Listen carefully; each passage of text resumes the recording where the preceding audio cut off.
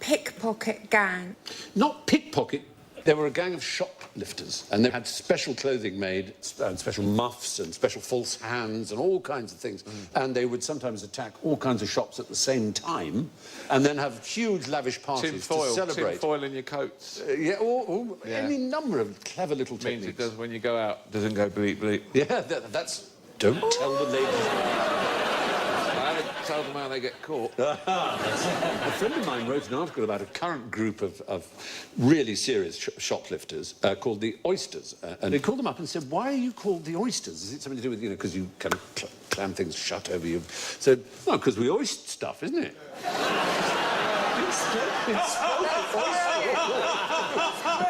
You had to go through a change to do a global search and replace to hoister.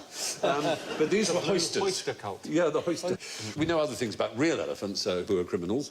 In 2013, not that long ago, the second tallest elephant in India was arrested for murder. It's rather unfair. Did it run amok? Because that's what they do. They always run amok. That's the phrase. Yeah. There was an elephant that was hung. Is that the one you're talking about? The elephant that was hung? I think they're all pretty well hung. There was one that was hanged. Yeah, there was one that was hanged. You're absolutely right. We've covered this. I heard about some criminals. It was a smuggler. Do you know this story? It's a famous story. Like from Pakistan to Afghanistan, there was a famous smuggler who was like used to smuggle things across the border. Right. And he was known as a brilliant smuggler. And they used to stop him at border control, and they would check these elephants and do like, what have you got here? Go through all the bags, and they could never find the contraband. And eventually he was retiring. They said, look, you've got to tell us. One of the guys bumps into him. What were you smuggling all those years? He went, elephants. There's something about that that's entirely beautiful. So the 40 elephants were lady shoplifters with lots of loot in their muffs. Who has the world's largest love handles, and what do they use them for? Eric Pickles. Oh, dear!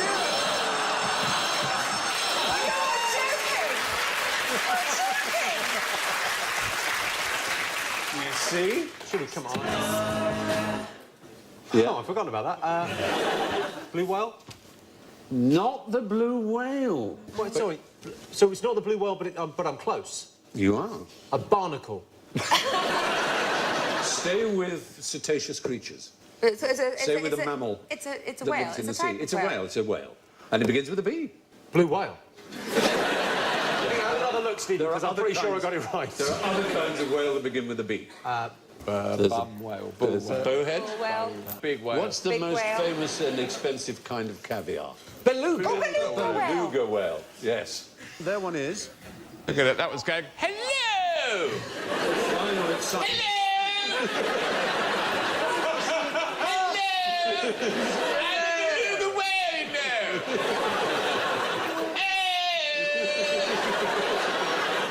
This is all I can do! He's very chirpy. They have no dorsal fin, and amazing. I haven't got a dorsal fin!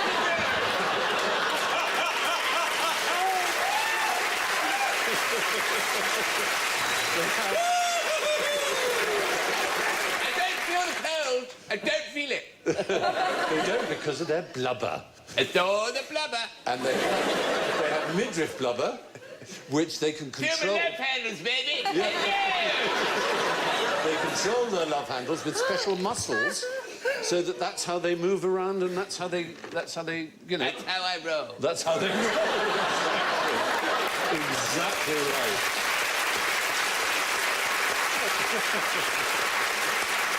Oh, they move up and down with their love handles, and they're hunted by the local Inupiaq people in the Arctic. I hate that. You've got a career in animation ahead of you. So it's like Richard Attenborough's programmes have been revoiced by South Park. There is no show that wouldn't be improved by being revoiced by South Park. It's true. And their fat is called muktuk, and is highly prized by the Inuits and the Inupiaq because it's high in vitamin C, surprisingly. Oh, look at that. Double chips with that. There's one in Baltimore. The beluga whale. They're full of love handles. Just by that guy pointing at it in the front there. Yeah. Look at that. Guess you haven't spied it. There's a whale. The other guy's pointing as well. Darling, there he is. There. Spied it. There he is. Where is it? There.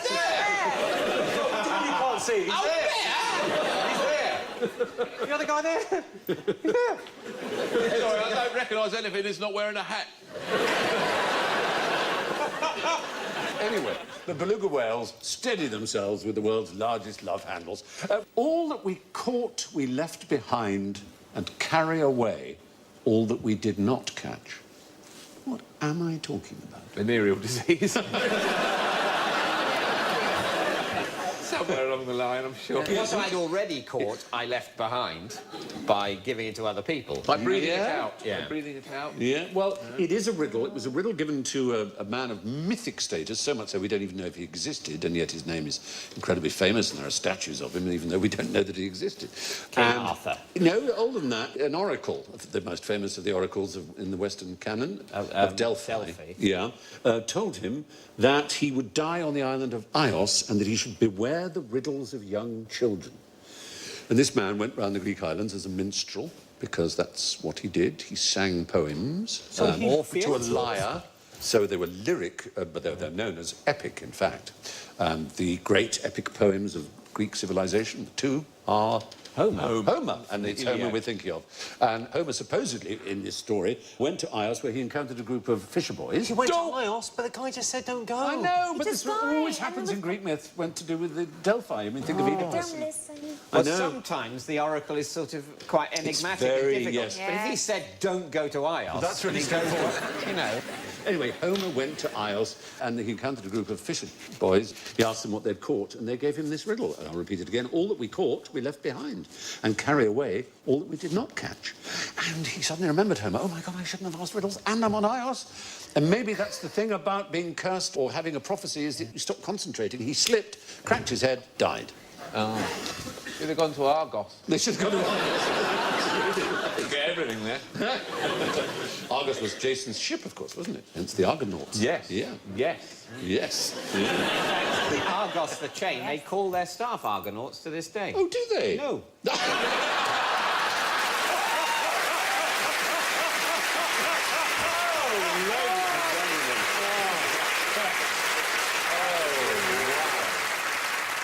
So I'm going to give you two riddles from the Essex book. which Oh, is by the way, what's the solution? I haven't given you the solution. Yeah. What am I thinking of? The solution is lice. Lice, you see. You catch the lice in your hair, you leave them behind. Yes. And you carry away those you don't catch because they're stuck in your hair. The nits. Yeah, the nits, exactly. Those are The the nits worst yourself. fishermen ever. The nits. I know. But I've got the Essex book, one of the great Anglo-Saxon Oh, I've books. got an Essex it's riddle. filled with riddles. No, Exeter, sorry. Oh, sorry. So go on then with your Essex riddle. No, you want to say it. How do you turn the lights on after sex? Open the car door. So, moving way west, all the way to Devon, we're in Exeter. One of the great works of Anglo-Saxon literature, the Exeter book, written in the 10th century, contains more than 90 riddles, most of which are rather rude. Here's one. My stem is erect. I stand up over the bed, hairy somewhere down below. A peasant's daughter lays her hand on me, seizes me, red, plunders my head, confines me in a stronghold. Wet be that eye. What is being referred to? Shagging. My junk. Surely it's shagging. That's the point, it's a riddle. So there is Makes you think that it's full of double entendre. So Right, it obviously is made to sound like a penis. Is a plant or something? It is a plant, but wet be that eye. What plant wets your eye? And it's hairy down below when you pull it out of the ground. Like a novelty flower squeezing. Audience? You must feel ashamed of yourself. Another one. A curiosity hangs by the thigh of a man under its master's cloak. It is pierced through in the front. It is stiff and hard, and when the man pulls up his own robe above his knee, he means to poke with the head of his hanging thing, that familiar hole of matching length, which he has often filled before. Just kiss me, Steve. all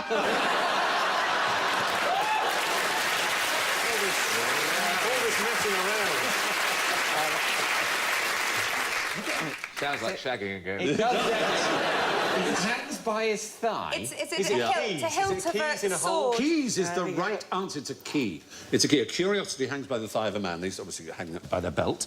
Under its master's cloak. It's pierced through in the front, as it is. Pierced piece of iron. Sure. It is stiff and hard. No question about that. When the man pulls up his own robe above his knee, he means to poke with the head of his hanging thing that familiar hole of matching length, which is the keyhole.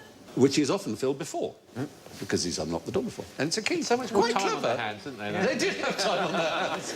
That's absolutely That's right. the job for today. Let's find an incredibly rude way of referring to a key. And they were presumably religious figures because they were reading and writing in the 10th century. You know. So there you are. Now for the riddle of the sphincter that we call general ignorance. Fingers on mushroomoids, please. How many Spartans died at the Battle of Thermopylae? Oh. It's going to be 300. Well, I saw a documentary about this, Yeah. and I'm pretty sure it's definitely 300. The film is called 300. Is there not a thing that one... Because there weren't just Spartans there. Sparta! There were... That is how it's pronounced. There weren't just Spartans there. There were other... But I think one of the Spartans... The Spartans sound There was a nasty. narrow coastal pass that was defended just by Spartans, 300 of them, plus their king, played by Gerard Butler, who was Spartan! called... The 301st? His name was... He was the 301st. Leonidas, if you prefer. Leonidas. He's now got a chain of chocolate shops. I was brought up to call him Leonidas, but Leonidas Leonidas. seems to be the way now. I don't know. Who knows? But Leonidas or Leonidas, thank you. He defended a narrow coastal pass, and so they're 301. Only 299 Spartans died, though, so it leaves 2 who didn't. Leonidas did. 2 survived because they never took part. Mike and Bernie Winters. A lot of nudity going on, which was a very Spartan thing. Yeah. Oh, he's got his sword. The couple by the tree seemed very fond of each other, one's grasping the nipple of the other. Oh, yeah. Their swords casually laid against so them. much effort and not put your pants on. There's something about the one of the ones that they were ashamed. The They were two that desperately didn't die. ashamed. One called, rather wonderfully, Pan-Titties. It's a bit like... Do you mean Pantitis? There was an MP who was introduced to Churchill whose name was Bossum, and Churchill said neither one thing nor the other.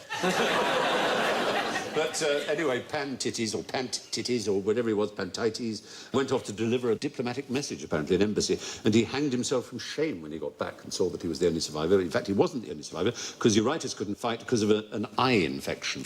The Spartans have taken all the credit for the winning of the Battle of Thermopylae, but it was very much a combined effort with the Athenians, who were their allies at the time. Herodotus, known as the father of history, who was born 4 years after the battle, is the closest contemporary source, and he estimated the Greeks numbered about 5,000. He was born 4 years after it had happened. Yeah, and he's the closest best we can do. Yeah, I'm afraid so. That's all right, then. No one else wrote... That's no one better else... than a lot of ancient history. The father of history, what's he called? Herodotus. Herodotus. Because it must have been a lot easier when he was around. I'm not having a go at him. No, it's a very fair But less point. things had happened back then. Fewer things. Yes. I think. Someone would tell you that. Common usage. I'll play common usage cards. It's so like being back at school. It's unbelievable.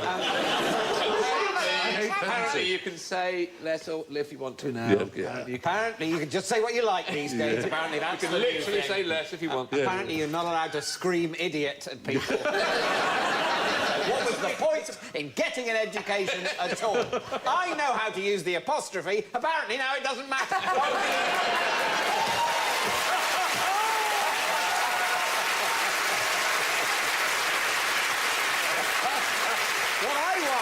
I want the time it took me to learn that back. You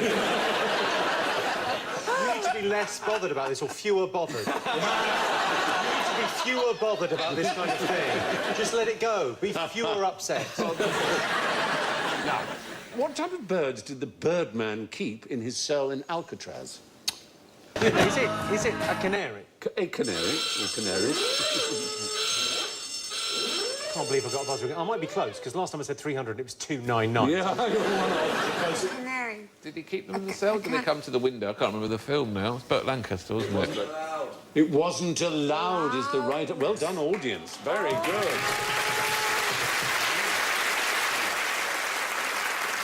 You weren't allowed birds in your cell, were you? No. He was in his previous prison, which is why he was called the Birdman. And he ended up in Alcatraz, which is why I suppose he was called the Birdman of Alcatraz. But he was an amazing expert on canaries, so that was his bird of choice. And sparrows. I know, but he didn't keep them in 299, I was Alcatraz. one away. Canaries, I said canaries. And his What name do you want from me? Do you know his name?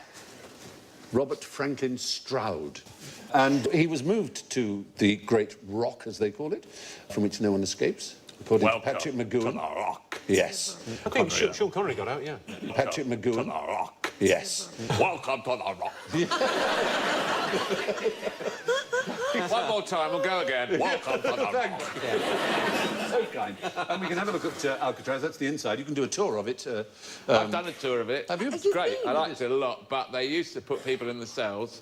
All the cell doors, they can open them from one end or they slide because they don't have doors that open. Yes, that's right. It's put prisoners in them, tourists, I mean, in them, and then one day they couldn't get them out. So they had some tourists in there for 10 hours, and lots of other tourists coming past. Who were all suddenly were on much better behaviour. They didn't buy anything from the gift shop. You can see it very clearly from San Francisco. It looks so near, and it was quite easy to escape from your jail and swim, but nobody survived the swim, even though it seems quite a short distance, because really the does. currents are so strong. Yeah. right. It's swept away. And Alcatraz, of course, is a word of what origin, would you imagine? Mexico. Well, Imagine. Spanish language, yes, indeed. And a lot of the Spanish words come from... Spain.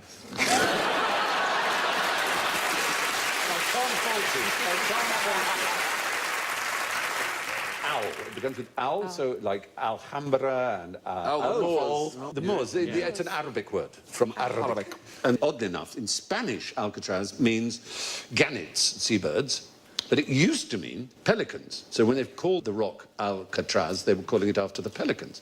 But the actual Arabic words mean something completely different, the sea eagle. So it's a strange thing. Alcatraz was the sea eagle, then it was used to mean the pelican by the Spanish, and then they changed it to mean the gannet. So confusing, but that was how it changed its meaning. You were allowed hot showers in Alcatraz, but not cold ones. Why would that be? Hot showers, but not cold ones. No, because I don't know. It's so that you wouldn't be acclimatised to the cold water. To the cold water. Yes. You were going to be that determined, though. You wouldn't just sort of dip your foot I think and go, people do "Ooh, bit try." nippy. I think I'll go back in, actually. That was a mistake. Have they not done it now? You get these Iron Men that do these incredible probably- swims. I think someone must have done it. But some It's of the that they have prisoners who did special- escape were never found. It was assumed, I It think, was to keep the assumed they were reputation. dead, but they may have escaped. Yeah. It probably suited everyone. Yeah, because they didn't want the myth of Alcatraz to die. Who was the first person to put stuff between two slices of bread and eat it? Lord Sandwich. Oh, what a shame. What a pity. You were doing so well. The Earl of Sandwich certainly gave his name to what we call the sarnie or the sandwich or the butty, all kinds of words for it. But Was it the Earl of Butty? we know that mankind has been making bread for 30,000 years, and it seems inconceivable that no human being decided to put something between two of those. So we're just assuming it just must have been ages ago. Someone Well, must yes, have been we ages do ago. know for a fact that 1,200 years ago there was a Hillel the Elder, a rabbi in 1st century BC, first person known to have made and eaten a sandwich. He started the Passover custom, putting a mixture of chopped nuts, apple spices and wine between two flatbreads. That's a Peshwari naan. It's, No, you said One Peshwari. right now, wouldn't you? We're just mopping up the end. Out the bag when it comes. Oh, with all the almonds and the coconut in it. We put in a good shift, shall we? I'm drooling. Stop it. I prefer a plain naan. Oh, what's the matter with you? You got bags Always for that, one, have you? isn't there? At every plate. Got bags for Never fucking plain plain bit of naan, bread, have you? would So you? we'll have 5 Peshwari naans and one for him. So anyway, John Montagu was the 4th Earl of Sandwich. Certainly gave his name to it in our culture, as it were. He's on Gogglebox now, the sandwich. Is he?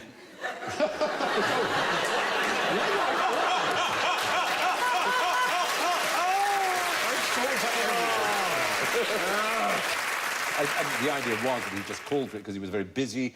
Most people think gambling, because he was an inveterate gambler, though his biographer says actually he was very busy with his ministerial work. He was Postmaster General, he was First Lord of the Admiralty.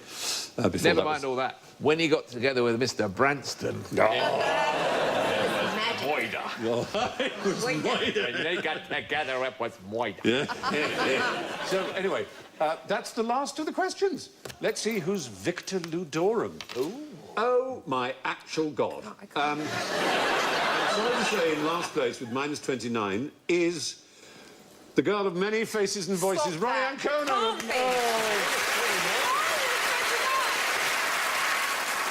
In third place with -11 is Jimmy Carr. Perfectly acceptable. -11 is fine. Fine. In second place with -7, it's David Mitchell. How are you uttering these words with a plus score? 3 points, Alan Davis.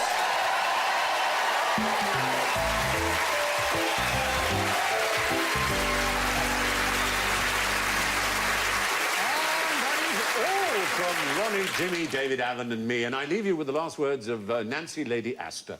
Waking up to find her bed surrounded by her entire family as she was dying, she said, "Am I dying? Or is it my birthday?" Good night.